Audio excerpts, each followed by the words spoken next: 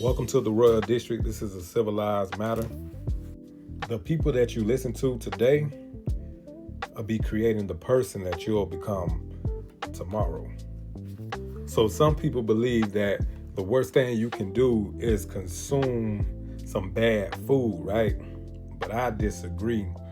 I think the worst thing you can do is digest a bad conversation. Because food shapes your body, right? But bad words can shape your identity. And like every day you see people that have these big regiments on how they eat correctly and want to exercise, but they have little regiments on what they listen to and what surrounds them daily. Your ears have no off switch, and you can't control what goes in your ears unless you just move around. Every conversation is planting something in your spirit. So I'm talking about through the music. I'm talking about through just running into old friends, people. You know what I'm saying? Your mother's voice and your relationship with her, your father, and so forth. It all becomes a part of your inner world. And the question is, who is influencing you? Because it's somebody always having an influence on something. Gossip is one of the most destructive influences is because it's disguised as entertainment. It feels harmless, interesting, and exciting for a connection. In the meanwhile, gossip trains your mind to search for flaws instead of solutions. It teaches you to celebrate failure instead of growth. It rewards judgment instead of understanding.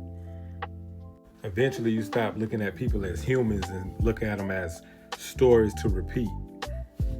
And when that happens, your character begins to decay long before your reputation does. And what I observe, like a lot of people observe, people who always got time, to talk about everybody else, don't really have time to build their own selves. You can ask them what they've been doing with their own personal life, you know what I mean? And they'll probably be like, they gotta study themselves, man.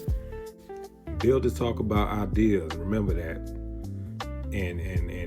And dreamers talk about possibilities.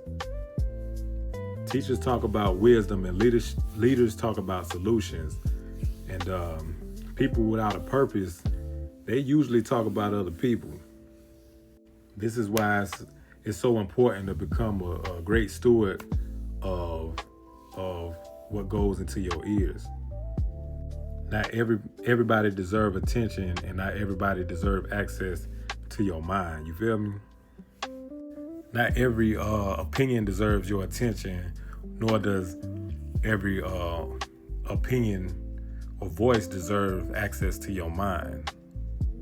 Not every trend deserves your participation. Your attention really is a great investment.